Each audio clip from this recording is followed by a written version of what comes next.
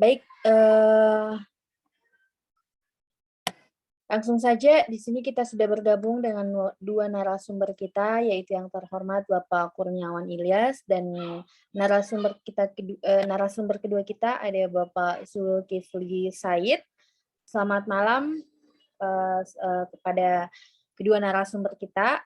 Ya, malam. Baik, mungkin langsung saja Bapak Ibu sekalian untuk webinar malam ini, yaitu audit perpajakan hotel berbasis desktop, audit perpajakan hotel berbasis web.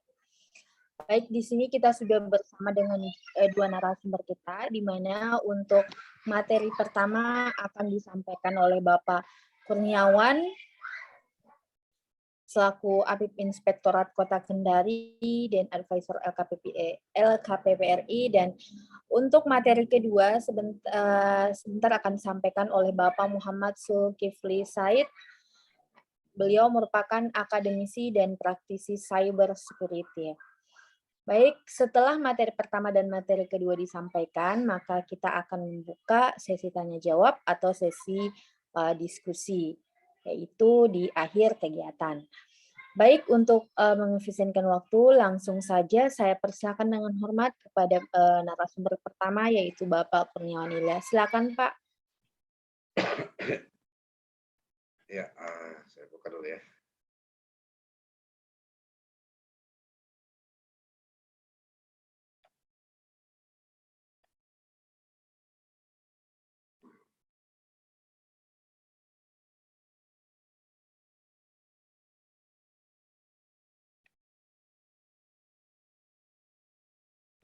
Baik, Assalamualaikum warahmatullahi wabarakatuh. Selamat malam, rekan-rekan sejawat, ataupun dari teman-teman UKPBJ, PPK, penyedia, dan yang berkecimpung di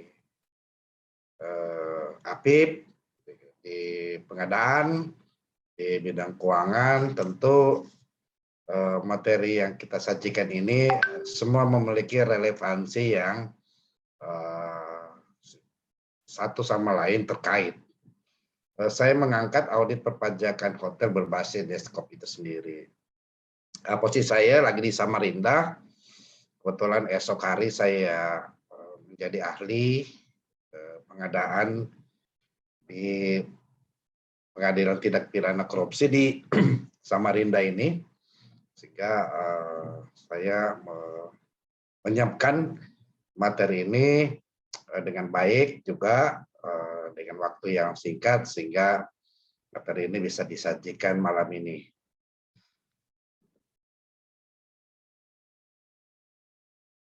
Ya, jadi agendanya dasar hukum ya, komponen pajak ya.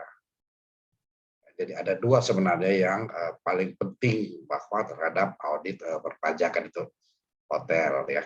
Jadi dasar hukumnya apa dan komponen pajak hotel itu seperti apa.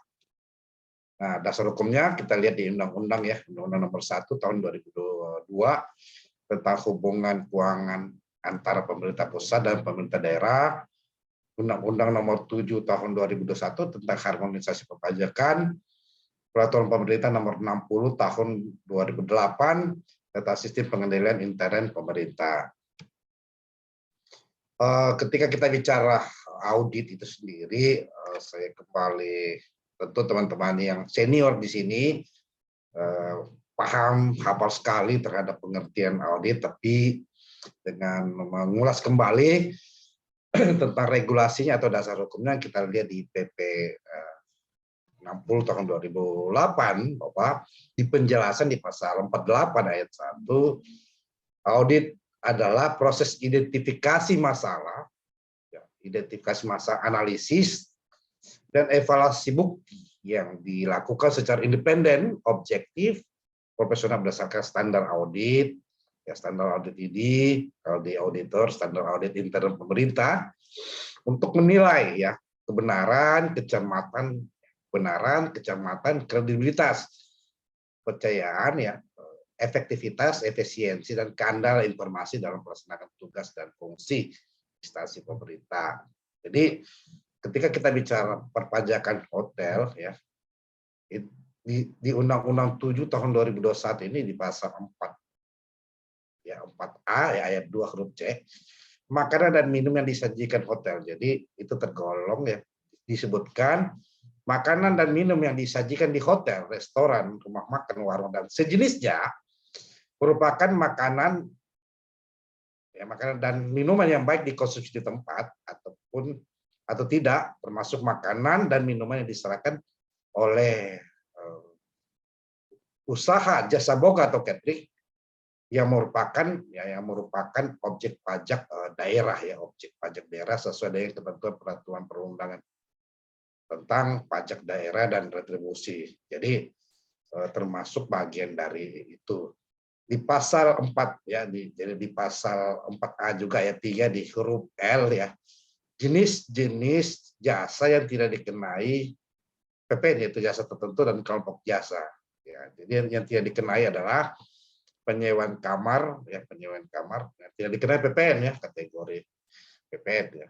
Jadi yang tidak dikenai PPN yaitu jasa perhotelan merupakan jasa penyewaan kamar, jasa penyewaan ruang di hotel yang merupakan objek pajak di daerah, ya. Jadi objek pajak di daerah dan retribusi daerah sesuai ketentuan perundangan di bidang pajak daerah dan retribusi. Artinya apa? Jasa perhotelan bukanlah jenis jasa yang dikenai PPN, pajak pertambahan nilai. Dari definisi tersebut, ya kita lihat di Undang-Undang Nomor 7 Tahun 2021, jasa perhotelan adalah jenis penyediaan akomodasi yang dapat dilengkapi dengan jasa pelayanan makan minum, kegiatan dan hiburan. Jadi itulah jasa yang menjadi bagian dari objek pajak daerah.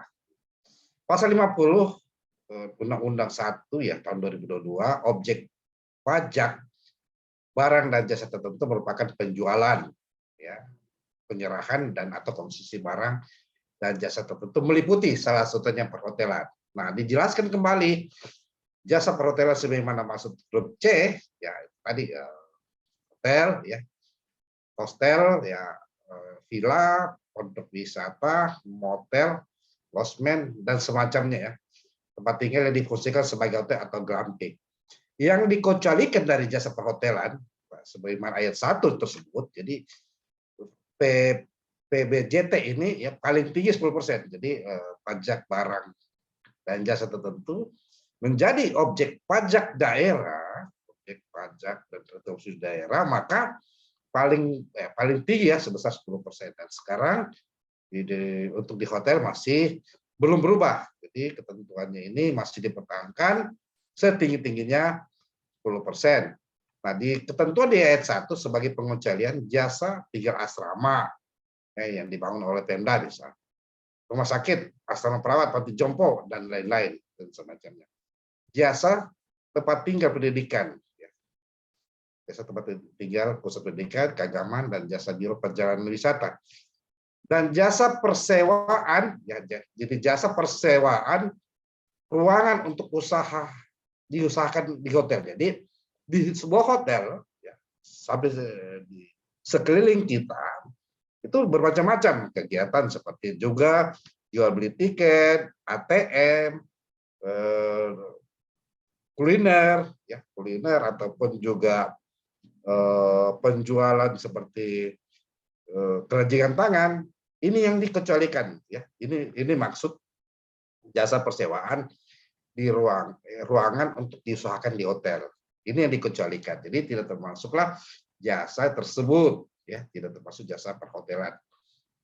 Karena ini bagian yang dikecualikan. Kecuali yang disebutkan di sini bahwa di pasal tersebut bahwa ya, tadi hotel, hostel, villa, losmen, sanggrahan, rumah penginapan, bungalow, tempat tinggal yang difungsikan sebagai hotel dan gelapang inilah yang menjadi objek pajak, ya, objek pajak daerah dan retribusi daerah. Nah, saya menuliskan satu skema ya pajak atau tagihan tamu ya. Kalau selama ini nanti ibu bapak ya ketika melihat SPJ ya, SPJ ataupun juga pernah sudah masuk ya, sudah masuk di hotel, ingin melakukan penagihan atas kewajibannya, maka hotel ini mempunyai hitungan ya, mempunyai hitungan yang harus di apa namanya, yang dibayar oleh tamu itu sendiri ya. Pertama, di hotel ini ada dua komponen yang saling menjadi perhitungan pajak hotel ya, service charge-nya ya, dengan harga kamar. Nah, harga kamar otomatis sudah sebagian dari apa namanya, bagian dari promosi, bagian dari harga yang ditetapkan oleh penyedia hotel. Service charge-nya ini juga apabila membutuhkan pelayanan tentu menjadi bagian dari kegiatan atau bisnis hotel itu sendiri. Kita ketahui ya, service charge itu 10% ya, kita bisa kalikan. Jadi bagaimana menghitung pajak tagihan tamu PBI, PB1 ya. PB1 ya kita ketahui adalah 10%, yang disebutkan tadi bahwa sebagai pajak barang atau jasa tertentu ya 10%, yang rumus harga kamar ditambah servis 10% dikali harga kamar ditambah servis charge, kurang lebih 38.000. Jadi total tamu ya harus dibayar ya, harga dan servisnya termasuk pajak adalah Rp423.500. Nah, ada skenario lagi ya, di lembaran tamu. Kalau kita lihat lembaran tamu, tagihan tamu ya, harga 200, kamar 200.000, di bawahnya ada tulisan teks ya, teks ini berarti pajak dan servisnya 21%. Bagaimana cara menghitungnya adalah harga kamar ditambah ya, harga kamar ditambah servis charge 10% ditambah pajak 10%. Maka harga kamar sama. Jadi metode perhitungan ini adalah metode dengan pendekatan yang berbeda, tapi nilai yang jadi pajak tagihan tamu PB1 ini adalah sama. Jadi itulah metode yang dipakai oleh manajemen hotel untuk menghitung terhadap berapa biaya yang ditimbulkan dari penghasilan dari tamu hotel itu sendiri. Jadi sama perhitungannya ya. Ini yang memakai standar perhitungan di hotel. Selanjutnya kita masuk sebagai seorang apa namanya, yang ditakuti dari pengusaha itu kan, yang ditakuti ataupun yang disegani dari pengusaha itu adalah pajak ya. Karena pajak begitu pegawai pajak, petugas pajak menghitung pajak yang harus dibayar, hampir sebagian pengusaha menghindari pajak. Itu pajak daerah atau retribusi daerah ini sangat penting untuk pembangunan pembangunan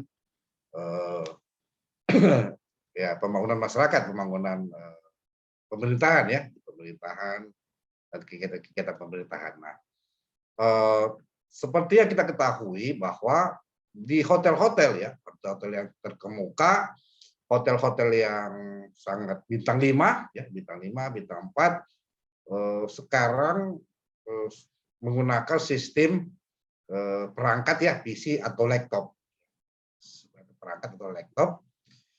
Yang punya hardware-nya yang penyimpanan bernama hard disk ya. Jadi tentu di laptop kita ya, di apa yang ada di room ini, termasuk di laptop kantor, termasuk di hotel juga, pasti ada penyimpanan data sifatnya yang disebut hard disk ya.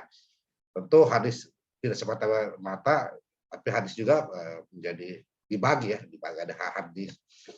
Umumnya partisi di hard disk dibagi 2 atau 3 bagian, ada C, D, E, F, dan bisa dibagi menurut kebutuhannya sendiri. Itu. Jadi pengguna komputer, misalnya ya pengguna komputer ingin memindahkan, mengapa kita perlu audit ya, audit terhadap hasil ya, terhadap perhitungan-perhitungan pegawai hotel atau penyedia hotel yang ada di perangkat PC atau di laptopnya, untuk memastikan bahwa laporan pajaknya kesesuaian antara kriteria dan kondisi, sehingga kita bisa menemukan apa namanya, dapatkan temuan ya, benarkah laporan pajak yang disampaikan dalam bentuk hard copy atau bentuk cetakan sama dengan pajak yang ada di dalam perangkat ya, yang ada di dalam perangkat.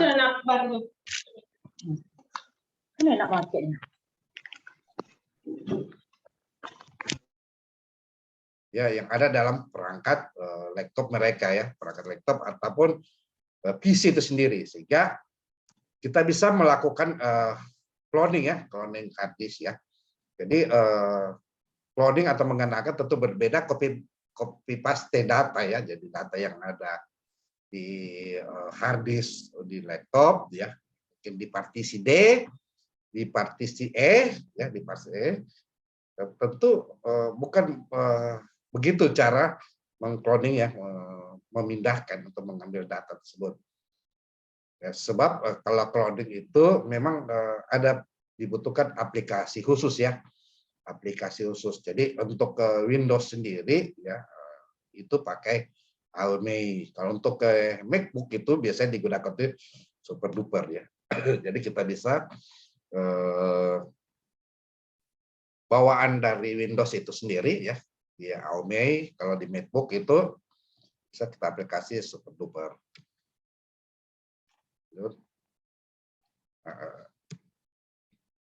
Jadi cara kita mengcloning, yang kita ingin mengambil data ya, mengambil data semuanya nanti ada langkah-langkah disampaikan oleh Pak Zulkifli ya terhadap berbasis web itu sendiri, ya langkah-langkah yang bagaimana kita mengcloning hard disk di laptop, di partisi mana saja. Jadi kita bisa melihat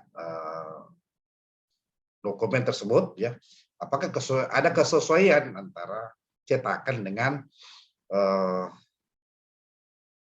yang di dalam hard disknya di PC itu sendiri. Jadi menggunakan ini ya, menggunakan pengguna Windows software ya, jadi software di AOMEI ya, AOP yang diinstal di Windows itu sendiri. Ya. Langkah yang masuk di menu clone, pilih menu disk clone ya.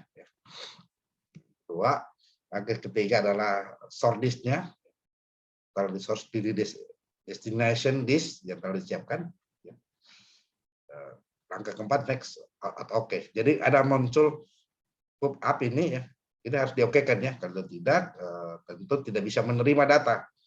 Ya, kita tidak bisa menerima data karena ini data dari software lain ya, software lain memberikan sinyal ataupun notifikasi untuk bahwa aplikasinya ataupun softwarenya ini digunakan. Ya, digunakan. Langkah kelima, buka jendela operasional summary, pastikan disk dan dengan destinasi ini sudah benar ya. Software disk ini yang dimaksud adalah di mana partisi itu. Dan destinasi di sini di mana disk kita ya, disk kita yang kita pakai untuk mengambil data tersebut.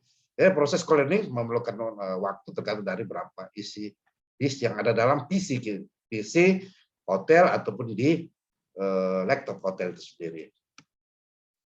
Ada juga aplikasi ya, aplikasi untuk mengcloning data dengan baik, memastikan data yang disampaikan itu ada kesesuaian antara fisik dengan yang dalam pencatatan pegawai hotel atau manajer hotel.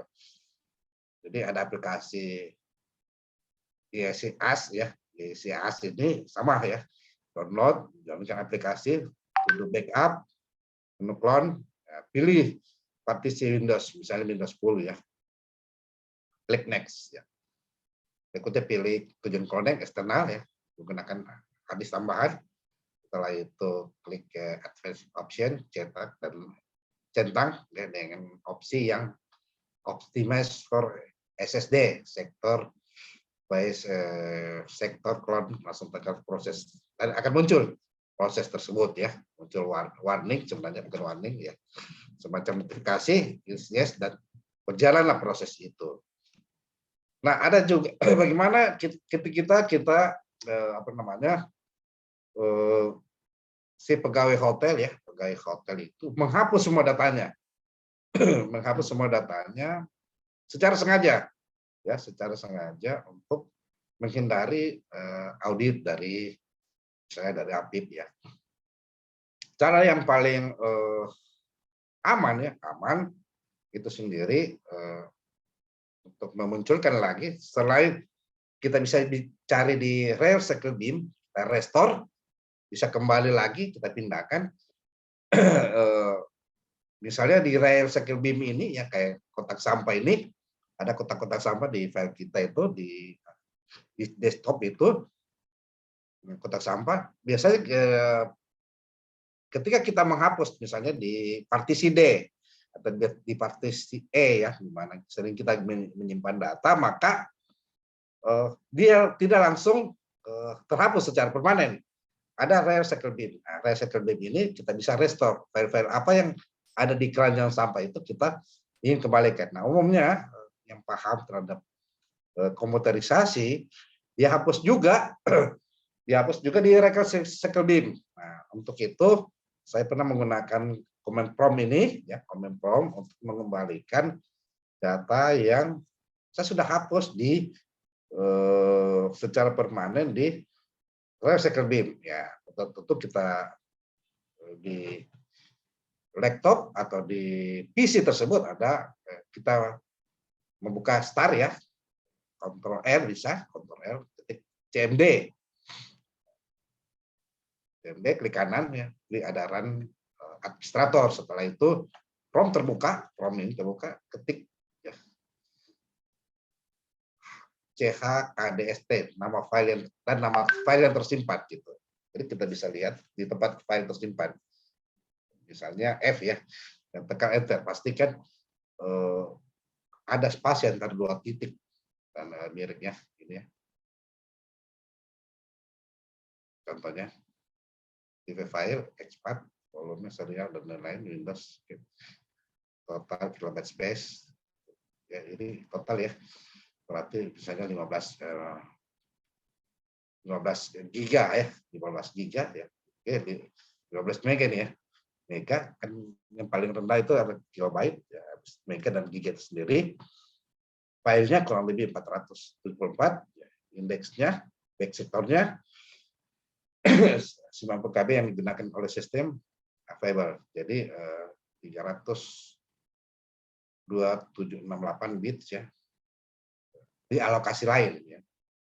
Jadi metodenya adalah kita pastikan antara spasi ya, antara titik 2 dan garis miring sebagai contoh CHKDS D titik 2 slash F itu sendiri ya, F itu sendiri. Jadi ini metode yang paling bisa ketika kita tidak menggunakan aplikasi. Jadi di dalam sistem itu sendiri sudah ada perangkat yang dimana kita bisa menemukan file-file yang sudah dihapus secara permanen sendiri. Jadi akan kita bisa kembalikan, ya, kembalikan kalau perlu kita buatkan partisi tersendiri untuk mengembalikan file yang ada di partisi D yang dihapus ya, ataupun di partisi-partisi lainnya kembali ke F yang sudah ada. Kita siapkan buatkan partisi tersebut itu sendiri. Demikian yang bisa saya sajikan. Saya serahkan kepada moderator dan narasumber kedua, dan kita membuka diskusi tersebut. Terima kasih. Ucapan billahi taufiq wal hidayah. Assalamualaikum warahmatullahi wabarakatuh.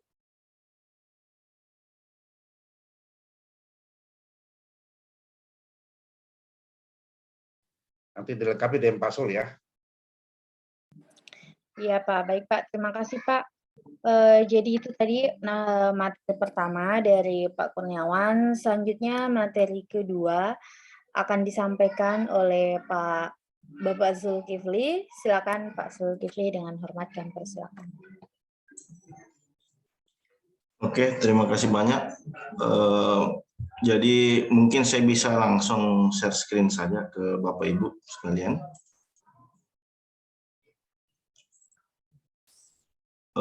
Bisa dilihat ya, Bapak Ibu? Ya, bisa Pak. Oke. Jadi saya melanjutkan materi yang telah disampaikan oleh Bapak Kurniawan Ilyas tadi ya.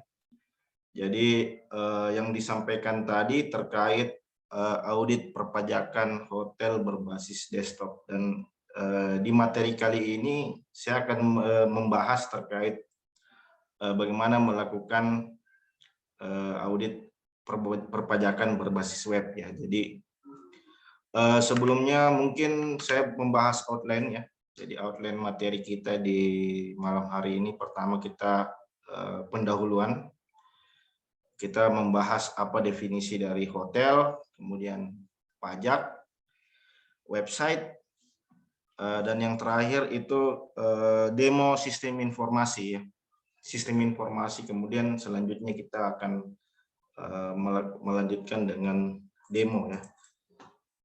Jadi sebelumnya saya perkenalkan diri terlebih dahulu. Jadi mungkin sebagian dari Bapak Ibu belum mengenal saya, dan ini merupakan kedua kalinya saya diundang menjadi narasumber di kegiatan webinar Inspektorat, yang sebelumnya saya membahas terkait materi cyber security. Jadi saya profesi saya adalah sebagai seorang dosen di salah satu kampus swasta di Kota Kendari, kemudian saya juga berprofesi sebagai seorang sistem administrator yang mengelola beberapa website dan sistem informasi yang ada di pemerintahan dan di perusahaan swasta. Kemudian saya juga adalah seorang programmer. Kemudian ini adalah email yang mungkin nanti bisa Bapak Ibu hubungi untuk kita berkonsultasi terkait materi yang saya sampaikan di malam hari ini. Kemudian ini juga link YouTube saya. Ada beberapa rekaman materi yang bisa dinonton atau dilihat di channel tersebut ya. Jadi saya masuk ke definisi hotel ya. Jadi saya tidak perlu panjang lebar karena sudah dipaparkan tadi oleh Pak Kurniawan Ilyas. Jadi yang jelas dari versi KBBI itu sendiri adalah hotel adalah bentuk akomodasi yang dikelola secara komersial. Artinya kebutuhan yang dikelola secara komersial untuk menghasilkan suatu profit ya. Hotel itu bisa berupa sebuah penginapan, pelayanan ya. Jadi fasilitas yang terdapat di hotel itu bisa penginapan, pelayanan, makan, minum, dan lain sebagainya ya. Nah, ini merupakan versi dari Oxford ya, yaitu tempat tinggal yang biasanya ditinggali untuk waktu yang singkat ya. Membayar kamar yang digunakan dan kadang-kadang makan. Nah, ini definisi saja. Kemudian ini merupakan jenis-jenis pemeriksaan pajak. Ya, saya menambahkan dari Pak Kurniawan tadi. Jadi berbicara tentang perpajakan itu di Indonesia ini masih menganut sistem perpajakan self assessment. Artinya wajib pajak diberikan kepercayaan untuk menghitung, menyetor, dan melaporkan sendiri kewajiban perpajakannya ya. Jadi seperti yang disampaikan tadi, artinya sebuah hotel ya itu mengelola penghasilan dan pajaknya secara independen ya. Sehingga dibutuhkan transparansi atau kejujuran dari pihak hotel tersebut untuk melaporkan terkait berapa total penghasilan yang sesungguhnya ya. Namun di sini ada kendala ya, ada kendala yaitu sistem wajib pajak tersebut yang dikelola secara mandiri hendaknya memiliki pengetahuan perpajakan yang baik dan kepatuhan yang tinggi dalam melaksanakan perpajakannya ya. Jadi dari hotel tersebut tentu saja harus memiliki pengetahuan yang mumpuni terkait bagaimana mengelola pajaknya, bagaimana mereka melaporkan terkait berapa penghasilan, berapa income yang didapatkan melalui jasa hotel tersebut. Nah, disinilah sebenarnya peran serta audit pajak untuk membantu bagaimana agar transparansi itu dapat terlaksana dengan baik ya. Sehingga dibutuhkannya audit pajak. Namun tentu saja sebuah hasil yang objektif tentu saja harus didukung dengan data yang objektif juga, yaitu dalam hal ini datanya tidak dilakukan manipulasi ya. Jadi seperti yang disampaikan oleh Pak Kur tadi, jadi kerap pengusaha hotel itu melakukan manipulasi terhadap data yang dimiliki untuk menghindari pajak ya. Ya dengan cara seperti tadi menghapus partisi data atau melakukan edit terhadap suatu data dan lain sebagainya ya. Jadi ini merupakan definisi dari pajak, yaitu kegiatan untuk mengolah data ya. Jadi serangkaian kegiatan untuk menghimpun, kemudian selanjutnya mengolah data, keterangan, dan bukti yang dilaksanakan secara objektif serta profesional dengan standar pemeriksaan yang mengacu pada kepatuhan pemenuhan kewajiban perpajakan. Jadi ada kata profesional di situ ya. Jadi dalam auditnya itu sendiri tentu saja membutuhkan keahlian seorang profesional, sehingga hasil yang didapatkan juga objektif, sehingga tentu saja hasil yang objektif itu juga berdampak pada PAD atau pendapatan asli daerah di wilayah tersebut ya. Jadi ini beberapa teknik audit pajak yang saya dapatkan. Jadi yang pertama itu dilakukan pemeriksaan secara langsung di lapangan atau dilakukan pemeriksaan di kantor Jenderal Pajak ya, atau kantor pelayanan pajak. Jadi di sini pemeriksaan lapangan itu artinya pemeriksaan dilakukan di hotel terkait ya. Yaitu di tempat usaha atau di tempat wajib pajak, serta tempat-tempat lain yang dianggap perlu. Kemudian yang kedua itu pemeriksaan kantor, yaitu data-data, dokumen-dokumen, arsip-arsip yang memang dibutuhkan untuk proses audit pajak ini dikelola secara offline ya, di kantor di pemeriksaan kantor, di kantor pajak tersebut. Jadi ketika kita melihat polanya ini sebenarnya kita masih melakukan proses auditing secara offline ya. Karena mungkin tadi ya, berdasarkan pemaparan tadi bahwa wajib pajak itu dipercayakan secara sepenuhnya terhadap pengusaha tersebut, sehingga untuk melakukan audit itu dilakukan peninjauan secara langsung di lapangan, di kantor tersebut, hotel tersebut didatangi, kemudian selanjutnya dilakukan audit pajak di tempat tersebut. Dan disinilah sebenarnya perlunya adanya teknologi informasi ya. Jadi dengan adanya teknologi informasi, dengan pemanfaatan teknologi, itu akan memudahkan terjadinya proses transparansi. Karena proses auditnya itu, karena proses pengelolaannya itu dilakukan secara offline, sehingga tidak ada transparansi, karena dari pihak pajak tidak bisa melakukan monitoring secara langsung terkait transaksi yang terjadi di lapangan. Apalagi di era kita saat ini, sebuah sistem itu sudah banyak diakses secara online, sehingga perlunya ada kebijakan atau upaya bagaimana mengintegrasikan sebuah sistem yang tadinya berbasis desktop, tadinya berbasis offline, sehingga data-data tersebut bisa dilakukan monitoring secara online. Ini erat kaitannya dengan website ya. Jadi kalau desktop tadi artinya hanya dapat diakses oleh internal perusahaan itu sendiri, oleh hotel tersebut. Ini kalau website artinya layanan tersebut itu bisa diakses oleh siapa saja. Namun tentu saja dengan memperhatikan faktor security ya. Artinya siapapun yang bisa mengakses itu adalah orang-orang yang memiliki hak otorisasi, memiliki hak akses untuk dapat masuk ke dalam sistem. Tapi dengan adanya website itu memudahkan masyarakat untuk mengetahui layanan-layanan yang terdapat pada hotel tersebut ya. Jadi sekarang kan kita sudah banyak melihatnya, banyak hotel-hotel yang mulai menggunakan sistem informasi ya, tujuannya untuk memperluas pasar ya. Misalkan ada orang yang tidak sengaja, orang yang datang di suatu wilayah kemudian dia ingin mencari tahu hotel yang terdekat, dia cukup mengakses website Google, kemudian nanti direkomendasikan beberapa website yang ada di lokasi tersebut.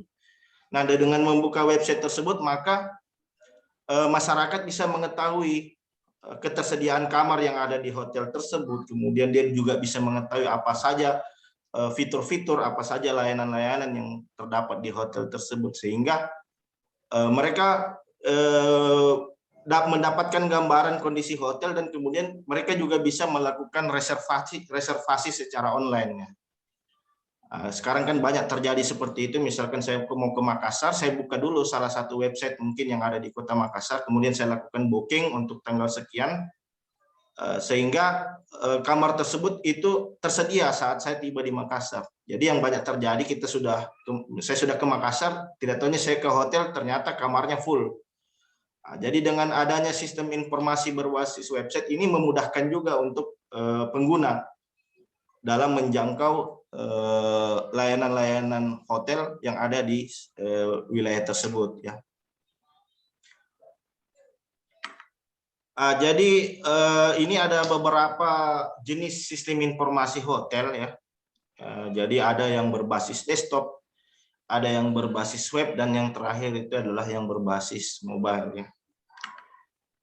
Jadi sistem informasi berbasis desktop itu artinya sistem informasi tersebut itu diinstal di komputer desktop milik hotel ya.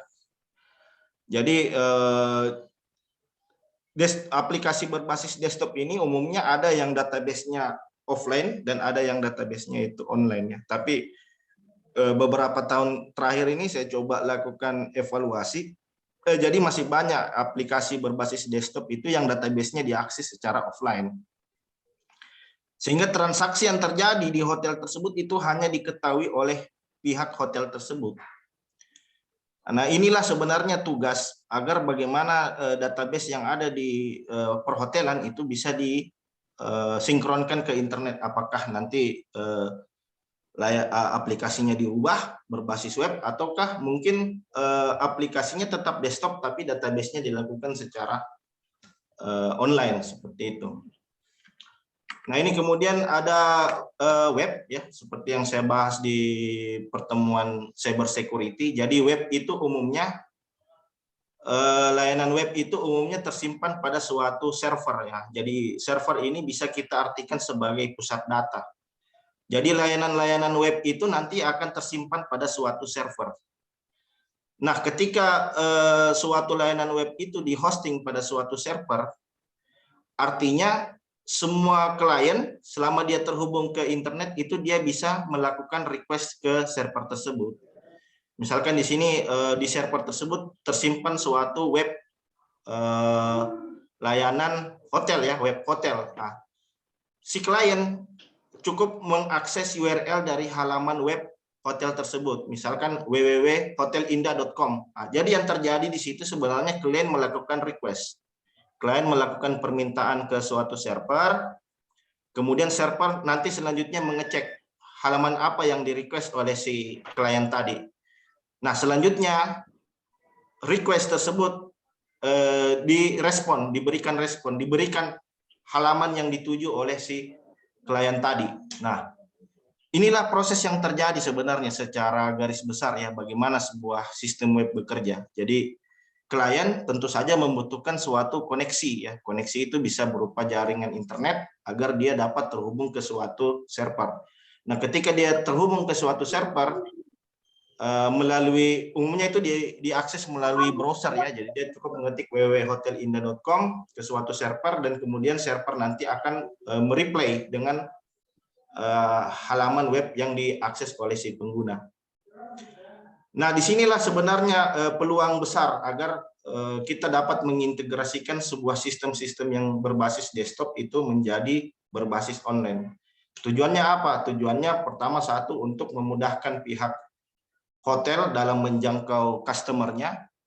Kemudian yang kedua, database-nya itu nanti akan terintegrasi secara online sehingga database-nya nanti bisa diakses dari pihak manajer hotel misalkan atau dari pihak Dirjen Pajak ya untuk mengetahui berapa transaksi yang terjadi pada sistemnya.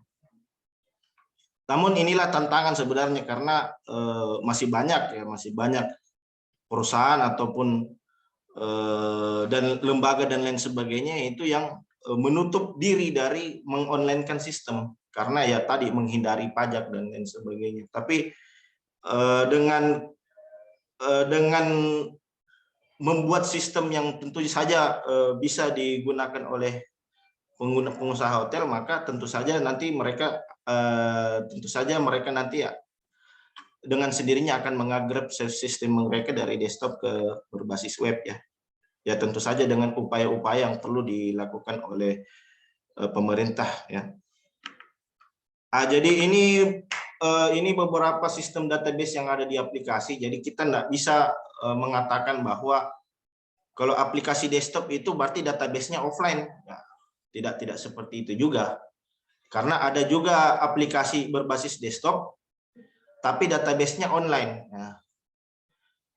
Jadi aplikasinya diinstal di desktop klien, tapi database-nya itu tersinkronisasi secara online. Ya. Jadi desktop ada yang berbasis offline dan ada yang berbasis online. Begitupun juga dengan aplikasi berbasis web. Aplikasi berbasis web, tapi database-nya offline. Ada juga aplikasi web, tapi database-nya online. Ada aplikasi Android, tapi database-nya offline. Ya, ada aplikasi Android yang database-nya juga online. Jadi umumnya jika aplikasi desktop yang berbasis offline ini merupakan aplikasi desktop yang versi lawas ya. Jadi banyak aplikasi desktop yang berbasis offline ini ya. Aplikasi desktop yang offline ini tentu saja dia tidak membutuhkan jaringan internet karena database-nya itu akan tersimpan secara offline di komputer tersebut. Nah, jika aplikasi desktop ini berbasis online artinya di hotel tersebut dia harus memiliki koneksi internet karena setiap terjadi transaksi itu nanti akan dikirim secara online di server database. Kalau aplikasi web yang berbasis offline artinya aplikasi webnya itu terinstal secara offline di komputer hotel misalkan ya. Kalau database-nya online artinya webnya ini dihosting ke suatu layanan web ya. Jadi di sana ada server yang menyimpan halaman web beserta database-nya. Jadi sebenarnya inilah upaya agar bagaimana kita bisa mengonlinekan sistem, ya, apakah itu aplikasi desktop, misalkan dari pihak hotel itu masih menggunakan aplikasi desktop yang offline, ya kita bisa menawarkan apakah aplikasinya itu ingin di-online-kan. Artinya kita punya dua alternatif, apakah database-nya yang kita online-kan atau kita migrasi aplikasi desktop-nya ke layanan berbasis web. Atau bisa juga ke layanan berbasis Android.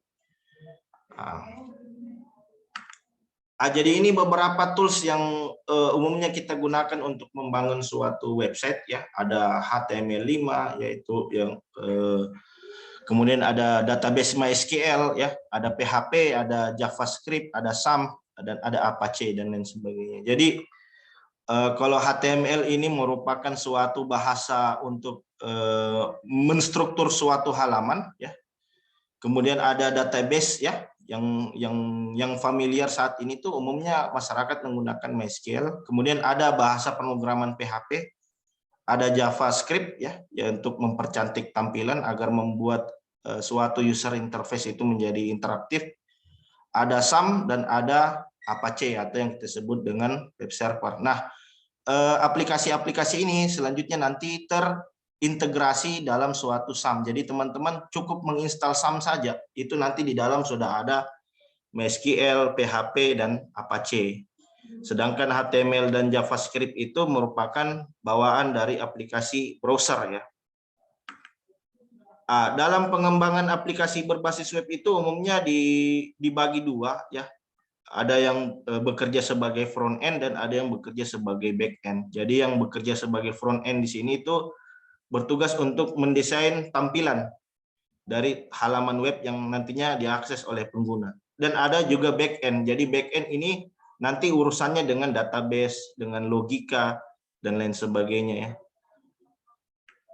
Ini merupakan metode dalam pengembangan perangkat lunak. Kita mengenal istilah model waterfall ya. Jadi misalkan kita ingin melakukan migrasi dari aplikasi desktop ke aplikasi web, tentu saja kita butuh suatu metode perancangan sistem. Jadi salah satu metode dalam perancangan sistem itu adalah metode waterfall atau yang kita sebut dengan metode air terjun. Jadi sebelumnya kita lakukan requirement dulu, artinya kita lakukan analisa kebutuhan. Apa saja kebutuhan dari perangkat lunak yang akan kita bangun. Ya. Misalkan kebutuhannya itu bisa lakukan reservasi secara online, bisa check-in, bisa check-out, bisa transaksi, pembayaran, dan lain sebagainya ya. Kemudian selanjutnya kita mulai melakukan desain ya. Artinya kita mulai melakukan tahap rancangan. Kita mulai mendesain tampilan dari websitenya kita ya, kemudian kita melakukan perancangan sistem database-nya, kemudian kita mulai melakukan perancangan logik ya, logika dari program yang kita buat, alur prosesnya seperti apa, algoritmanya itu direpresentasikan dalam suatu desain. Kemudian kita lakukan implementasi, artinya kita lakukan uji coba perangkat lunak yang kita buat. Nah, itu masuk ke dalam tahap implementasi. Jadi di dalam tahap implementasi uji coba perangkat lunak ini, di situ ada yang disebut dengan tahap verifikasi. Jadi kita lakukan verifikasi secara terus-menerus terkait sistem yang kita buat. Nah, misalkan di sana ternyata ada kekurangan, kita bisa kembali. Jadi kalau kita lihat model waterfall-nya ini ada tanda panah balik, artinya kita bisa kembali ke proses sebelumnya. Tujuannya apa? Tujuannya untuk melakukan perbaikan pada proses-proses sebelumnya. Misalkan di sini dari tahap implementasi ini ternyata ada kekurangan. Kita kembali lagi ke tahap requirement atau kita kembali ke tahap desain. Proses ini itu dilakukan secara terus-menerus sehingga aplikasi atau web yang kita buat itu menuju tahap sempurna ya. Jadi dalam pengembangan softwarenya itu tentu saja perlu dilakukan proses secara berulang-ulang. Jadi dilakukan secara iteratif agar permasalahan-permasalahan yang ada di dalam software kita itu bisa berjalan dengan baik. Ini merupakan sistem ya. Ini saya ambil dari jurnal James Kaliwarang dan kawan-kawan. Judulnya adalah sistem hotel berbasis web ya. Jadi di sini kita lihat gambarnya, seorang user itu bisa melakukan reservasi atau melakukan booking ya. Jadi dia melalui perangkat smartphone atau melalui perangkat komputer bisa melakukan pengecekan ketersediaan kamar ya. Ketersediaan kamar di sana apa saja, ada deluxe atau king room ya, istilahnya ada banyak istilah-istilah kamar ya. Dan tentu saja dengan harga yang bervariasi. Kemudian dia cek ya ketersediaan kamar. Dia melihat ada beberapa kamar yang tersedia untuk di booking. Selanjutnya dia booking room tersebut. Room tersebut selanjutnya terbooking, ya, terbooking. Dia bisa check in kecuali dari pihak user yang booking tadi itu melakukan konfirmasi ke front office.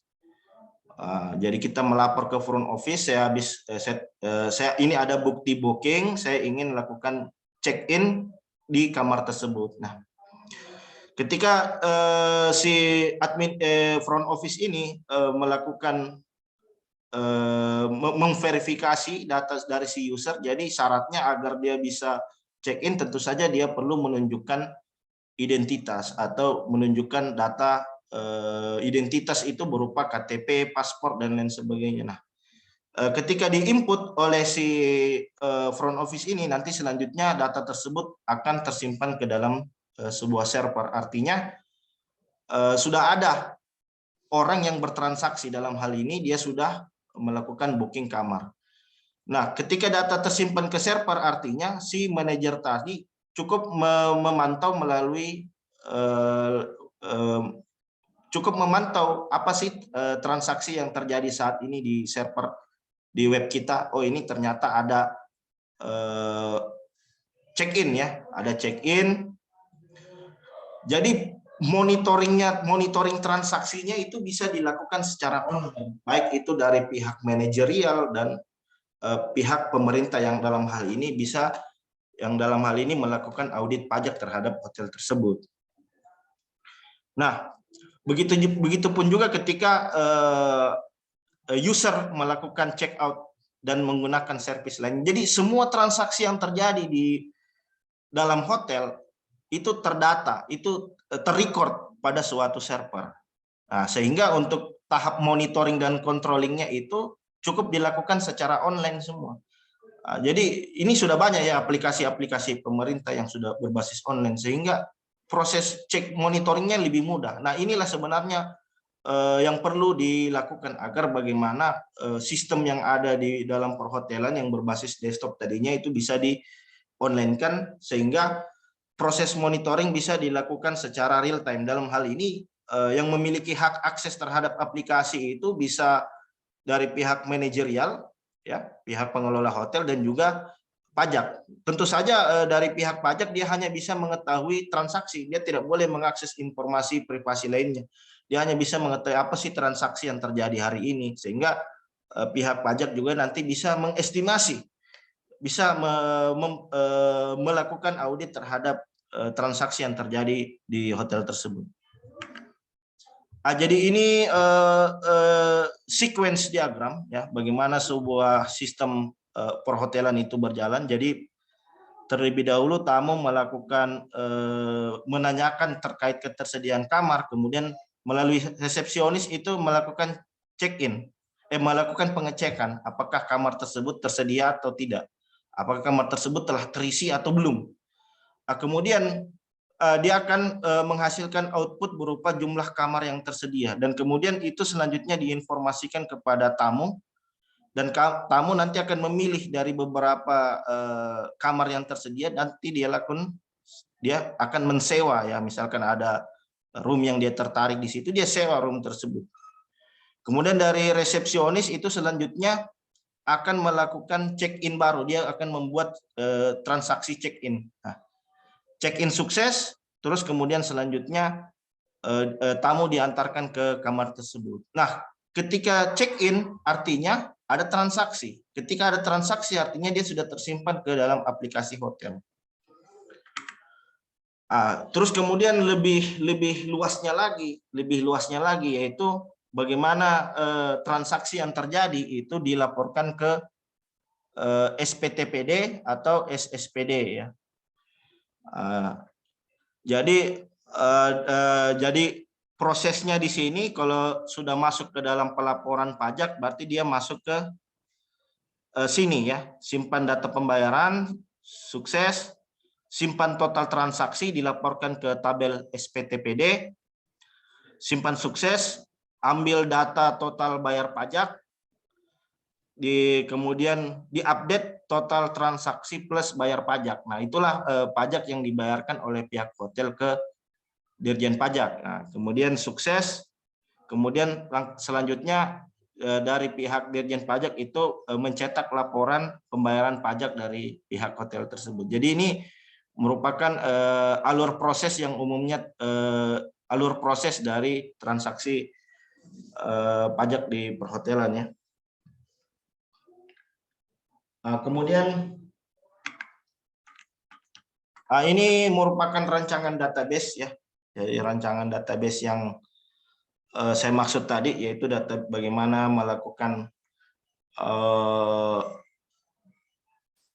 bagaimana sebuah sistem web itu dibangun untuk bagaimana web hotel itu dibangun. Apa basis database-nya dia. Jadi database-nya itu bisa kita lihat di gambar, ada tabel kelas kamar, ada reservasi, ada user selaku pengguna, ada reservasi pembayaran, ada saran dan lain sebagainya. Nah, ini merupakan database ya. Tapi kalau dalam ini hanya sampel ya, ini hanya sampel saja. Tapi kalau sistem database yang sesungguhnya yang digunakan di sistem perhotelan itu mungkin dia jauh lebih kompleks lagi dia perancangan database-nya. Jadi mungkin saya bisa langsung demo ya, Bapak Ibu. Mungkin masih ada waktu Mbak ya. Iya Pak, masih Pak. Oke. 15 menit lagi Pak untuk. Oke, saya langsung demo saja untuk mempersingkat waktu ya, masih ada 15 menit. Jadi ini saya mendapatkan salah satu web yang bisa dijadikan demo ya. Sebentar saya buka dulu. Host, kemudian reservasi hotel ini. Jadi ini aplikasinya berjalan di lokal ya. Jadi misalkan kalau ya ditutup dulu anunya. Oh iya, sebentar. Saya stop share dulu, kemudian selanjutnya saya share sebentar. Saya share browsernya dulu ya.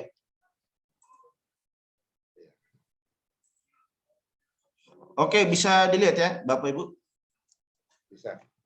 Oke, jadi ini salah satu web demo yang bisa kita demokan di malam hari ini ya. Jadi ini aplikasi web yang diakses secara offline ya. Jadi kalau aplikasi web belum tentu online ya, aplikasi web bisa saja offline, artinya diakses di lingkungan tersebut ya. Tidak online dia, nggak bisa sembarang orang yang akses, hanya dapat diakses di komputer itu saja. Itu artinya desktop. Desktop itu artinya aplikasinya hanya bisa diakses di situ. Nah, jadi kita anggaplah ini merupakan aplikasi hotel ya, yang diinstal di internal hotel itu sendiri.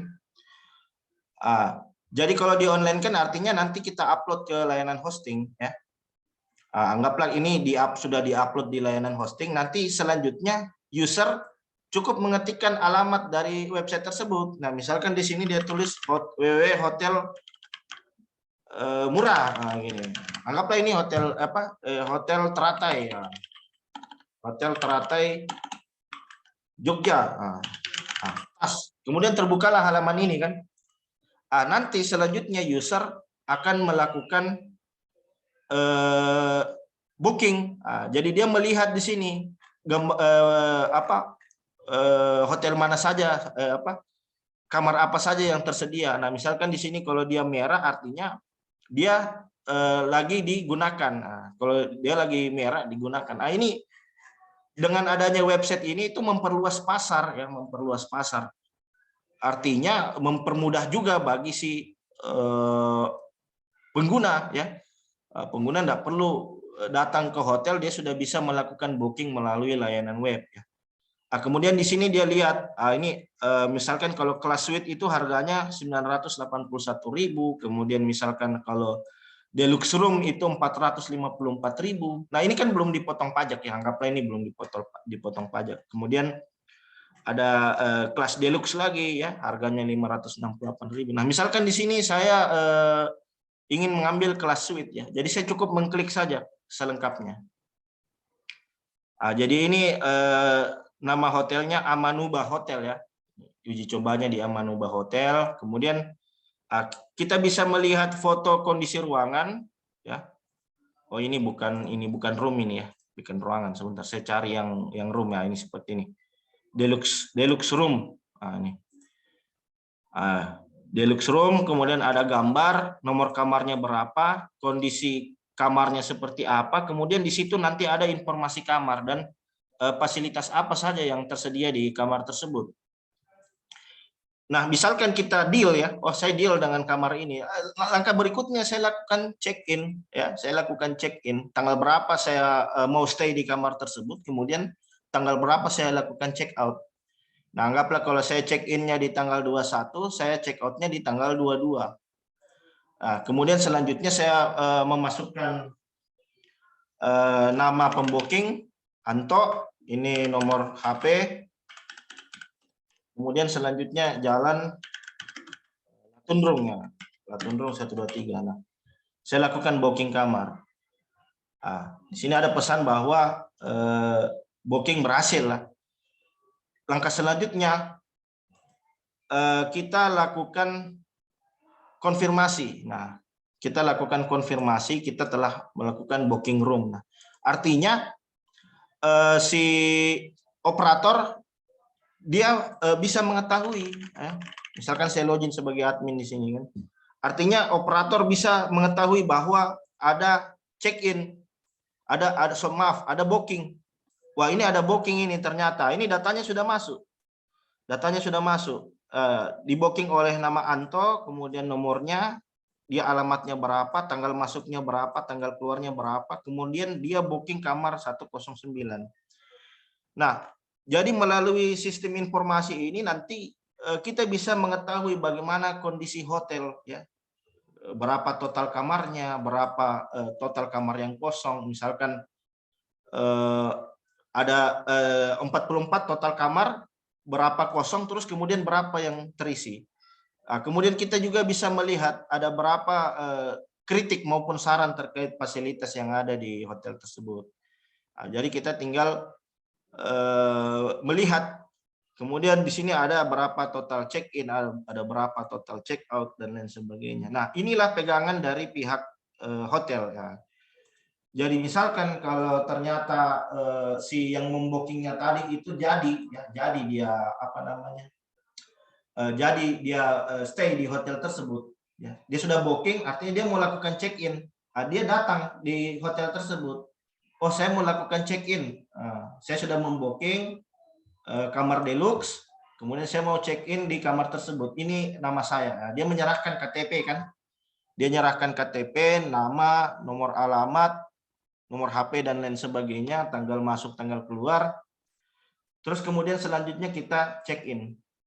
Nah, kalau dia sudah check-in, artinya dia punya akses untuk ke kamar tujuan, yaitu kamar 109. Nah, setelah proses transaksi ini umumnya apakah dia akan langsung bayar atau mungkin pada saat check-out dia baru bayar. Nah, gitu. Biasanya itu ketika mau check out baru bayar kan, seperti itu ya. Kemudian proses berikutnya misalkan di sini dia sudah selesai kan, misalkan di sini dia sudah selesai menggunakan layanan ya. Langkah berikutnya kita lakukan proses check out. Kalau dia perpanjang, artinya kita klik menu perpanjang. Kalau dia check out, artinya kita kasih dia akses check out. Di check out ini baru terjadi proses pembayaran di sana. Ini intinya ada di sini. Intinya ada di sini. Artinya berapa lama penggunaan kamar tersebut itu nanti dihitung. Oh, total bayar itu adalah 454.000. Iya kan, karena yang digunakan kan 1 hari. Artinya nominal yang dibayarkan itu adalah 454.000. Artinya kalau dia booking 2 hari, artinya ini dikali 2, 454.000 dikali 2. Misalkan dia di sini bayar berapa? Oh, di sini dia bayar 500.000. Oh, ada uang kembali sebesar 45.455. Nah, kemudian kita klik tombol bayar. Nah, check out sukses, artinya proses transaksi berhasil ya. Nah, kita bisa lihat di pemesanan selesai bahwa di sini atas nama Anto itu sudah melakukan check out, sudah membayar transaksi tagihan dari penggunaan layanan. Nah, di sini langkah selanjutnya ketika proses transaksi itu selesai, tahap terakhir yaitu melaporkan transaksi yang sudah terjadi di dalam aplikasi ke pihak auditor. Nah, misalkan begitu ya. Nah, jadi kalau kita lihat sistem database-nya, nah, ini database-nya ya, itu kan tadi aplikasinya. Nah, itu kan tadi aplikasinya, data-data transaksi yang terjadi itu kan nanti tersimpan di dalam database. Di dalam database itu ada tabel-tabel, ada kamar, ada kelas kamar, reservasi dan lain sebagainya. Nah, yang dibutuhkan oleh seorang auditor itu hanya tabel reservasi pembayaran. Nah, disinilah semua transaksi terjadi. Inilah transaksi-transaksi semua yang selanjutnya nanti akan dilakukan auditing oleh pihak dari Dirjen Pajak. Jadi caranya bagaimana? Caranya dari pihak hotel itu nanti lakukan backup database. Dia backup database dulu. Jadi nanti bisa melalui aplikasi dia lakukan backup database. Kemudian database itulah selanjutnya nanti yang diupload ke Google layanan hosting dari Dirjen Pajak. Ya, jadi saya simulasikannya sederhana di sini ya. Misalkan saya pakai saya ekspor dulu, saya backup dulu database-nya. Saya go. Oke, sebentar. Ada saya quick. Saya quick. Artinya saya backup database-nya. Sebentar, ada kesalahan ini, sebentar.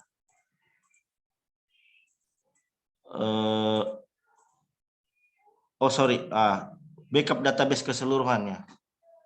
Anggaplah tapi implementasinya nanti dia hanya membackup satu tabel saja ya. Misalkan di sini saya backup satu database. Go. Loh, ini sebentar. Ada saya backup database-nya.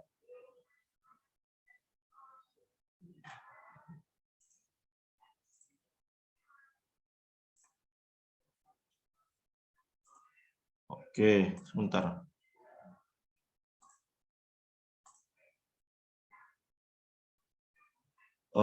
Sebentar. Ini gagal backup database, kenapa ini? Sebentar.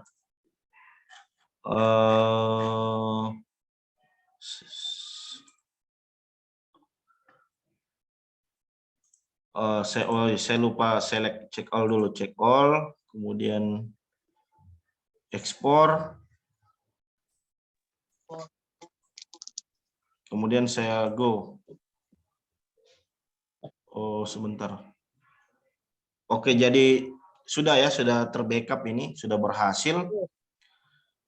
Sekarang kita upload database-nya ya. Jadi langkah berikutnya kita upload database.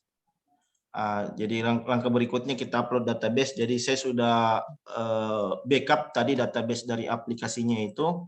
Kemudian selanjutnya tahap berikutnya itu kita upload database-nya itu ke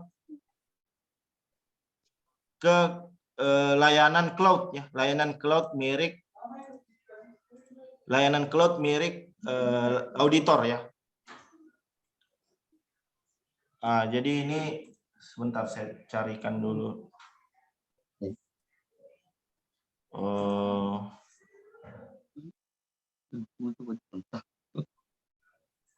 Jadi kalau ini artinya dia file SQL ya. Kalau database itu nggak ada layarnya. Oh ya, sebentar Pak. Ya sebentar. Saya dulu. Share screen ya. Share screen. Oke, jadi kita sudah punya database-nya ya di sini di HT Docs. Anggaplah ini ya database-nya, hasil backup dari database-nya itu umumnya dia file SQL di sini. File SQL inilah yang selanjutnya nanti kita upload ke Google Drive.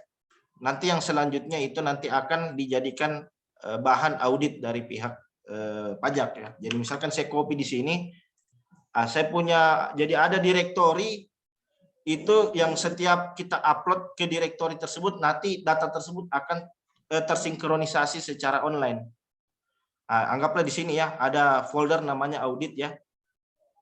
Administrator dokumen audit. Nah, ketika saya paste di sini, ya, artinya database hotel tadi itu nanti akan secara otomatis tersinkron ke layanan cloud dari pajak. Jadi sekarang kita coba cek. Jadi nanti misalkan dari pihak hotel, setiap ada transaksi yang terjadi 1 hari, dia backup database-nya, kemudian dia simpan ke layanan direktori yang saya maksud tadi, yaitu direktori di mana data ketika disimpan di situ, nanti dia akan lakukan sinkronisasi di penyimpanan cloud milik auditor. Jadi ketika saya buka di sini, ya, saya share slide lagi ya. Ketika saya buka di sini, jadi ketika saya misalkan dari auditor pajak, saya cukup buka Google Drive saja di sini, drive.google.com.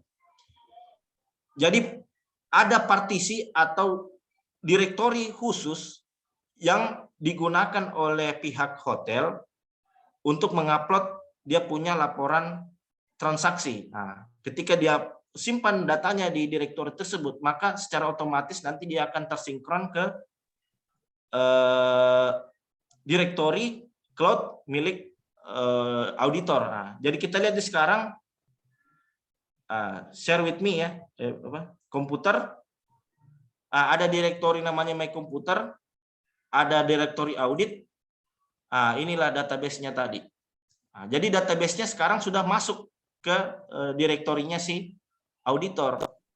Jadi misalkan saya coba paste file yang lain ya. Misalkan di sini saya ada beberapa dokumen ya. Ada dokumen di sini. Saya paste dokumen, ada beberapa dokumen, saya paste di direktori audit, saya paste.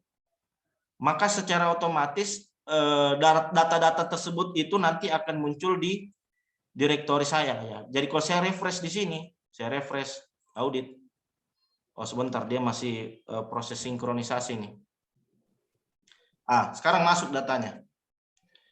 Jadi data-data yang sudah masuk ini nanti selanjutnya akan dilakukan pemeriksaan oleh pihak auditor agar diketahui berapa nominal pajak yang perlu dibayarkan oleh hotel tersebut. Jadi mungkin karena keterbatasan waktu mungkin kita bisa mulai sesi tanya jawab saja ya.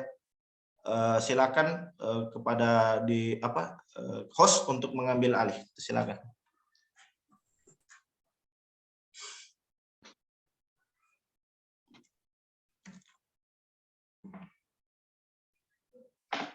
Ya, baik Bapak Ibu sekalian, itu tadi materi atau 2 materi dari narasumber kita, yaitu mengenai dengan audit perpajakan hotel berbasis desktop dan audit perpajakan hotel berbasis website.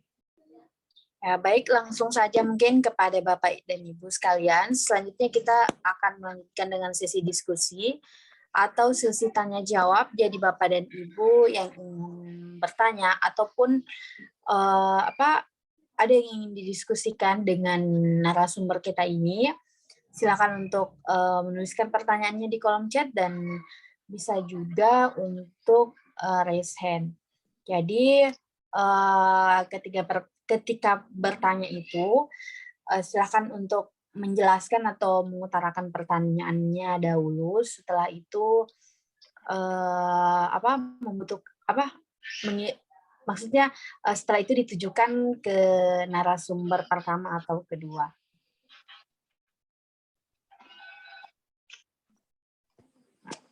Silakan Bapak dan Ibu sekalian, tadi sudah sampaikan beberapa materi dari kedua narasumber kita dengan sangat luar biasa. Jadi ada tadi juga yang terakhir sudah disimulasikan sistem informasi perhotelan oleh narasumber kedua.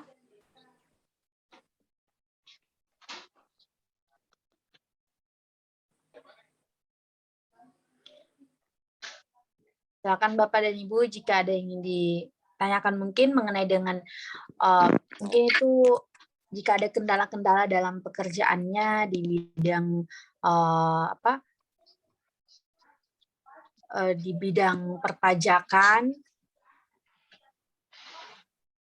silakan untuk berdiskusi dengan kedua narasumber kita, ada Pak Kurniawan dan ada Pak Zulkifli.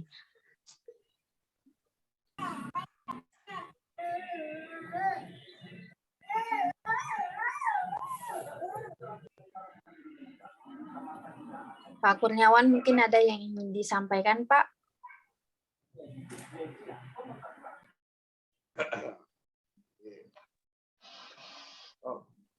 Oke,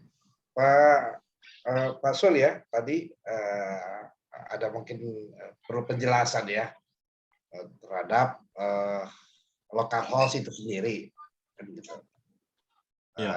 Ya, local host itu kan diakses di internal, di internal jaringan tersebut ya. Jadi ketika kita berada di tempat, ya, berada di tempat tersedia, jadi tersedia perangkat seperti biasa, seperti laptop ataupun juga PC. Ya, tentu kan manajemen hotel menyediakan perangkat tersebut ya. Jadi mana perangkat tersebut ya khusus untuk pengguna ya yang datang di suatu lokasi, bukan yang berada di luar ya. Iya, betul. Artinya tidak bisa diakses ya, tidak bisa diakses meskipun kita tahu itu karena sudah disiapkan URL-nya ya, alamat ya. Nah, sekarang yang semacam begitu berarti database-nya itu ada transaksi ataupun juga pembayaran itu berarti kita bisa dia tersimpan di mana? Apakah tersimpan di hard disk ataupun dia tersimpan di cloud itu sendiri? Cloud itu sendiri. Oke, saya langsung jawab Pak Kurnia. Ya. Oke, jadi itu tadi alternatif ya. Jadi alternatif bagi pengusaha hotel yang aplikasinya masih berbasis desktop ya. Itu kan artinya database-nya tersimpan secara offline ya di komputer tersebut ya. Nah, aplikasi berbasis desktop ini kan artinya setiap ada transaksi tersebut tersimpan ke dalam database dan database-nya itu hanya bisa diakses oleh internal kan. Jadi dia tidak real time, dia beda web Pak. Kalau web itu artinya setiap ada transaksi terjadi kita langsung bisa mengetahui, karena kenapa? Database-nya online.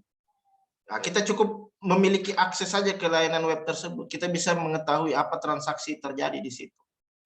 Nah, jadi misalkan ada aplikasi hotel yang dia masih berbasis desktop, artinya database-nya masih tersimpan secara offline di komputer tersebut, kita bisa berikan solusi. Artinya kita menggunakan layanan cloud milik auditor untuk diintegrasi ke sistemnya. Jadi artinya dia hanya butuh koneksi di saat dia ingin melaporkan transaksi yang terjadi dalam satu hari itu. Jadi datanya tinggal dia simpan ke dalam direktori milik auditor. Nah, direktori data ini nanti selanjutnya dia tersinkron. Apa yang tersimpan di situ, pihak auditor juga bisa mengetahui data tersebut. Seperti itu. Jadi pasti ada pertanyaan di sini.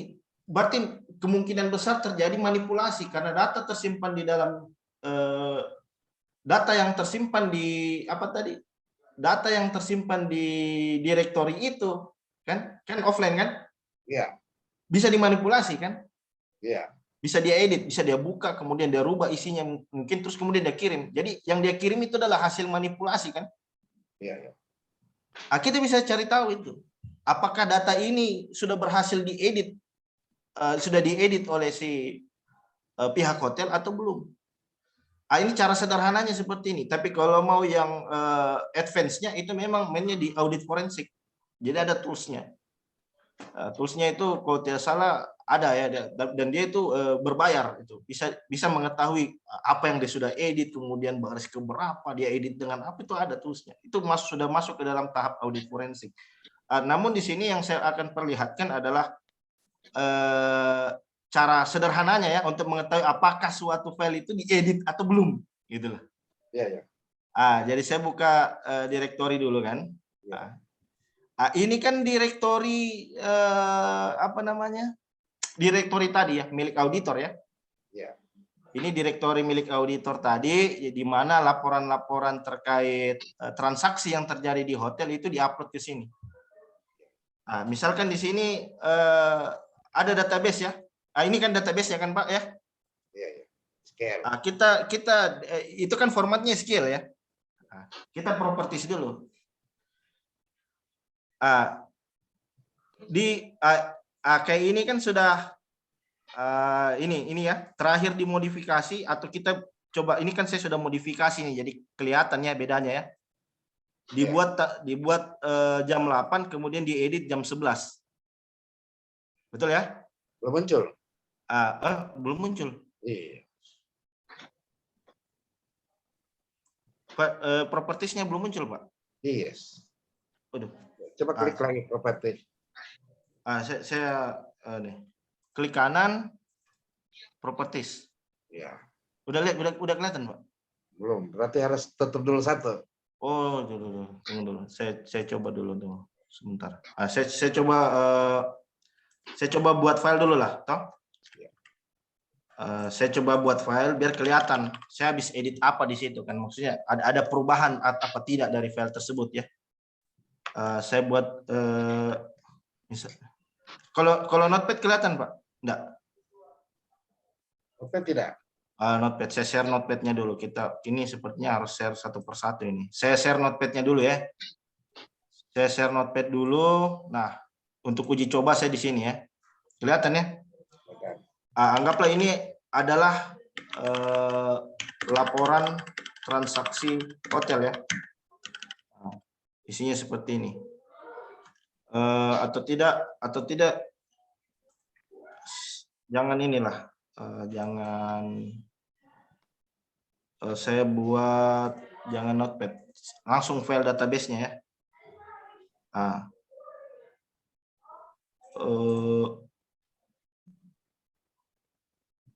Saya salah klik lagi tadi. Saya buka reservasi hotel ya. Saya buka screen dulu. Ya. Saya share screen dulu. Saya lihat propertiesnya. Saya share screen dulu. Saya perlihatkan propertiesnya di sini ya.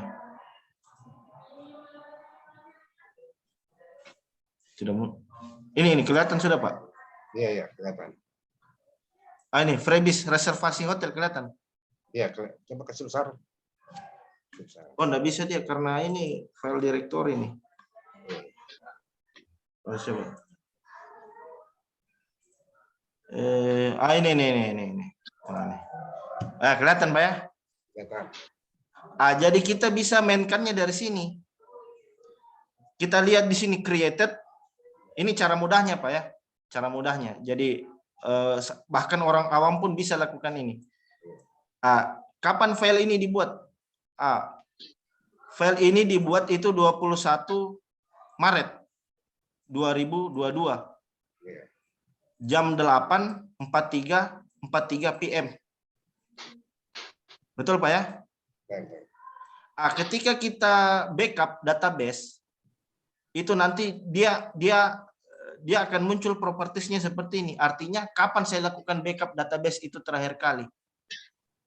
Saya backup dia di Monday, Maret 21, 2022 jam 8.43.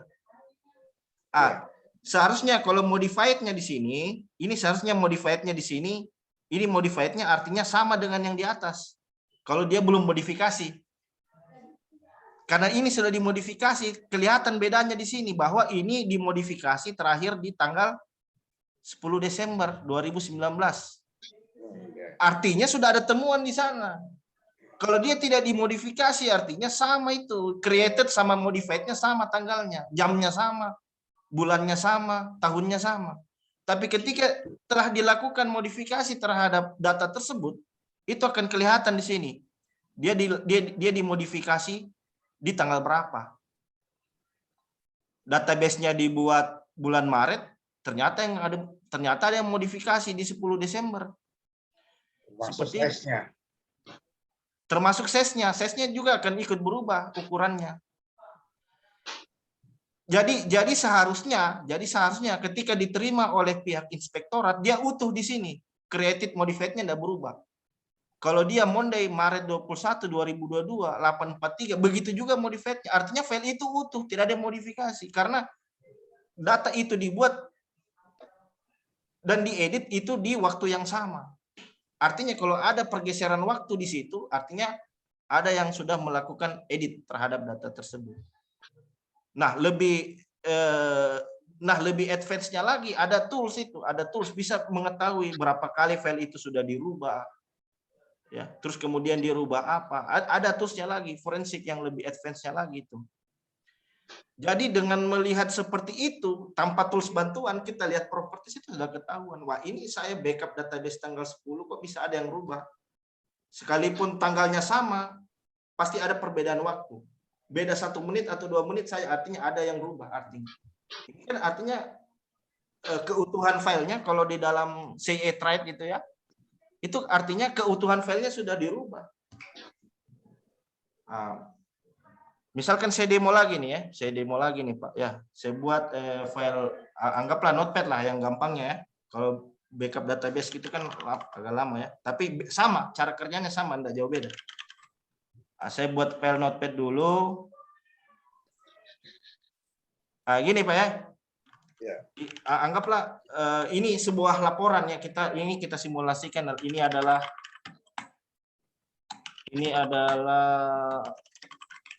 laporan transaksi keuangan Hotel Indah. Seperti inilah ya. Kemudian saya save ya, saya upload dia di direktori tadi ya. Saya upload dia di direktori yang tadi, di download, di dokumen, kemudian di audit. Laporan. Save. Sekarang kita coba lihat dulu di direktori tadi. Saya sudah save. Sekarang kita coba lihat di direktori tadi. Artinya sudah ada folder baru kan? Namanya laporan. Laporan. Kemudian kita coba lihat propertiesnya. Saya coba lihat propertiesnya. Sudah terbuka propertiesnya belum ya? Belum. Saya stop share screen, saya share screen lagi untuk propertiesnya. Bisa dilihat Pak Kur? Bisa. Di sini coba dilihat ini created-nya, kapan dibuat ini? Monday, Maret 21, 2022, tanggal 9.10 PM. Betul tidak? Betul. Lihat modified-nya, artinya tidak ada yang modifikasi karena kan tanggal dia dibuat sama dimodifikasi sama tanggalnya. Coba lihat ini. Monday, Maret 21, 2022, 9.10, 26 PM. Sama ya? Ya. Betul, artinya dia belum dimodifikasi. Keaslian filenya itu sama pada saat dia dibuat. Saya buat dia jam 9, artinya saya modifikasi dia juga di jam 9, di jam yang sama. Ketika ada orang yang mengupload file ini, dia sudah edit, ini artinya berubah ini. Ini artinya berubah ini. Misalkan saya edit ya, saya buka lagi tadi. tandai ini tanggalnya, jamnya, harinya, dan tahunnya. Oke. Saya oke. Kemudian saya edit itu, saya edit isinya. Nah, anggaplah dia main-main dengan isinya kan. Dia main-main dengan isi filenya tadi. Saya buka dulu tadi. Mana tadi? Ini. Saya buka ya laporan. Kemudian saya coba edit isinya ya. Saya coba edit isinya. Anggaplah di situ ada transaksi, saya hapus. 3 transaksi saya hapus. Artinya kan nominalnya berkurang, betul tidak? Saya buka. Oke, terbuka Pak ya? Terbuka. Saya hapus ini. Anggaplah ada saja kata-kata yang saya hapus di sini. Gini. Ini adalah laporan transaksi keuangan Hotel Indah. Keuangan Hotel Indahnya saya hapus. Hotel Indahnya saya hapus. Kemudian saya save. Betul tidak? Saya save. Artinya kan ini dimodifikasi artinya. Kalau sudah dimodifikasi artinya di properties yang modified tadi itu sudah berubah. Sekarang kita coba lihat propertinya tadi. Kita coba lihat propertinya tadi itu directory ya. Di sini saya share. Yang ini kan. Saya lihat, saya klik kanan, saya properties.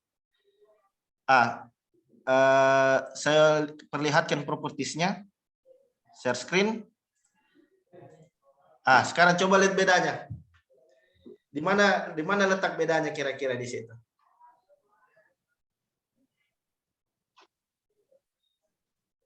Coba kita perhatikan itu. Created sama modified-nya, di mana letak yang beda itu? Di Jamnya. Di jamnya, di waktunya. Ini cuma selisih 4 detik, 3 detik.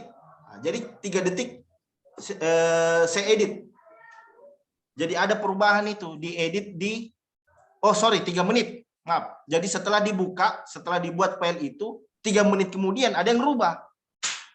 Ada yang rubah isinya. Artinya di modified-nya itu nanti dia berubah jadi 904 karena di 3 menit kemudian ternyata ada rubah file tersebut. Artinya keutuhan file ini sudah berubah. Apakah dia ditambah atau dirubah atau dikurangi. Itu semua tercatat di dalam modified. Artinya jika ada oknum-oknum yang mengedit, merubah transaksi yang terjadi di dalam database itu ketahuan. Caranya mudah, tidak perlu pakai tools forensik segala macam. Klik kanan, properties, lihat modified-nya, artinya dia sudah berubah di situ. Nah, lebih advance-nya lagi itu pakai tools tools digital forensik. Kalau digital tools forensik itu lebih advance lagi. Misalkan ada komputer terbakar, harddisknya rusak, itu diaudit, digali informasi apa yang, tapi ya tentu saja tools tersebut itu hanya dimiliki oleh pihak-pihak tertentu ya untuk melakukan forensik secara mendalam. Misalkan ada investigasi terkait tindak pidana kriminal atau mungkin ada kejadian-kejadian kebakaran dan lain sebagainya yang menyebabkan kehilangan data, itu sudah urusan forensik lagi. Tapi kalau perubahannya sederhana, mudah diketahui dengan cara seperti itu, saya kelihatan. Mungkin itu saja Pak Kur. Semoga bisa menjawab pertanyaan dari guru saya Pak Kurniawan Ilyas. Oke, terima kasih. Iya, sama-sama Pak Kur. Ya, mungkin ada yang lain teman-teman yang ingin. Terima kasih Pak. Baik Pak, mungkin dari Bapak Ibu peserta ada yang ingin ditanyakan dengan Bapak Zulkifli atau Pak Kurniawan. Mungkin itu mengenai dengan pengelolaan database atau apapun itu, ataupun alur-alur sistem informasi yang dikelola oleh Bapak Ibu sekalian. Ada satuan kerja masing-masing. Di sini, ya. Baik Pak, baik Bapak dan Ibu sekalian. Tidak ada pertanyaan dari peserta mengenai dengan materi malam ini. Itu tadi sedikit diskusi dari Pak Zulkifli dan Pak Kurniawan. Terima kasih Pak Zulkifli, terima kasih Pak Kurniawan. Mungkin terakhir Pak, sedikit closing statement-nya untuk materi malam ini, ada yang ingin disampaikan pada kepada seluruh peserta, silahkan Pak. Mungkin pertama dari Pak Kurniawan dulu ya Pak. Terima kasih teman-teman dari Inspektorat, ada dari Dinas Pendidikan, dari UKPBJ, termasuk juga dari PPK ya, konsultan juga. Pendekatan audit yang kita bisa sharing nanti kalau teman-teman membutuhkan kita mengaudit desktop itu sendiri, termasuk juga berbasis web, termasuk juga menanam aplikasi ataupun menginjeksi aplikasi yang ada di hotel ya, dalam rangka meningkatkan capaian kita di PAD, itu pajak daerah dan retribusi daerah, untuk kita bisa bekerja sama ya, agar transparansi, akuntabilitas data dari teman-teman, kita bisa bekerja sama untuk itu. Yang kedua, termasuk juga di sistem aplikasi SPSE ya, di SPSE yang ingin di forensik, bisa juga kita masuk di situ untuk mengetahui file-file kegiatan-kegiatan transaksi yang dilakukan oleh penyedia ya, termasuk juga Pokja ya, dan PPK dan PA sendiri, bisa juga kita masuk di wilayah tersebut ya.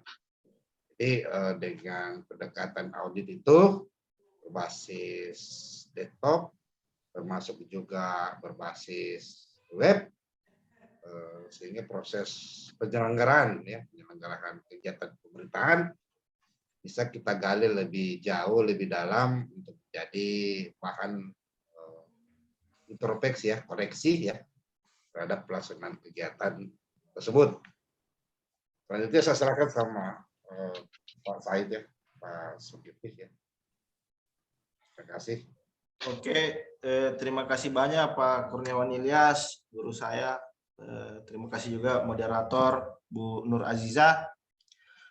Jadi closing statement saya di malam hari ini yaitu marilah kita upgrade ya, upgrade dalam hal ini pengetahuan dan tentu saja sistem.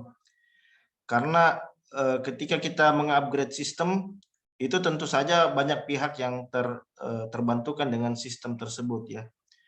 Pertama, misalkan aplikasinya yang tadinya desktop yang hanya bisa diakses secara offline, diintegrasikan ke sistem berbasis online ya. Melihat kondisi infrastruktur jaringan yang saat ini sudah sangat memadai, sehingga untuk mengonlinekan sistem itu menurut saya tidak sulit. Dan tentu saja di sini selain kemampuan dalam membangun suatu sistem yang dapat diakses oleh siapa saja yang memiliki kepentingan di dalam, tentu saja perlu mengupgrade pengetahuan juga terkait cyber security ya. Karena ketika data itu sudah di-online-kan, tentu saja akan ada upaya untuk melakukan peretasan dan lain sebagainya. Tapi dengan mengonlinekan sistem, kita dapat mewujudkan transparansi ya, keterbukaan data, sehingga memudahkan juga dari pihak hotel itu melakukan pembayaran pajak, kemudian dari pihak hotel itu seperti yang saya sampaikan tadi, memperluas jangkauannya, memperluas jangkauan pasarnya, yang tadinya mungkin pengguna tidak tahu apa sih layanan-layanan terhadap hotel tersebut. Nah, dengan mengonlinekan sistem, masyarakat bisa mengetahui apa saja layanan yang tersedia di hotel tersebut, kemudian dia bisa lakukan booking dan lain sebagainya. Dan tentu saja ini dampaknya juga terhadap income dari perusahaan hotel tersebut. Jadi itu mungkin closing statement saya. Terima kasih banyak. Selanjutnya saya kembalikan lagi kepada moderator. Silakan. Ya baik, terima kasih terima kasih kepada Pak Kurniawan, Pak Zulkifli, khususnya untuk materi malam ini tadi sudah disampaikan oleh Pak Kurniawan mengenai dengan khususnya pada perpajakan untuk di hotel, dan untuk Pak Zulkifli sudah menyampaikan mengenai dengan sistem informasi perhotelan dan tadi sudah disimulasikan salah satu. Sebentar Mbak, apakah bisa kita foto bareng kan? Karena selama ini kan Dokumentasi ya Pak? dokumentasi ini Ya. sudah 2 kali sesi kita Oh iya, ada mohon foto maaf, bareng ini. Ayo. Ya bisa Pak. Jadi ya, mungkin saya tutup dulu ya Pak. Selanjutnya Ya, saya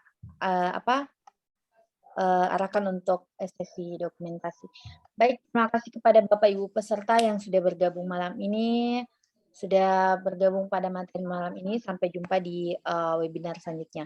Baik, untuk terakhir mungkin kepada Bapak Ibu peserta silakan untuk on cam atau menyalakan videonya, kameranya, karena kita akan mengambil dokumentasi. Betul juga ya Pak, sudah beberapa kali kegiatan kita lupa ambil sesi dokumentasinya. Silakan ya. Mohon camnya Pak untuk laporan. Iya ya Pak. Terima kasih. Oke baik, saya hitung ya Pak. Oke. 1, 2, 3. Oke. Lagi Pak, karena masih ada beberapa. 1, 2, 3. Oke, baik. Terima kasih Pak atas kesempatannya malam ini. Sampai jumpa di kegiatan selanjutnya. Terima kasih untuk seluruh peserta. Kami akhiri dengan ucapan Assalamualaikum warahmatullahi wabarakatuh dan selamat malam. Waalaikumsalam.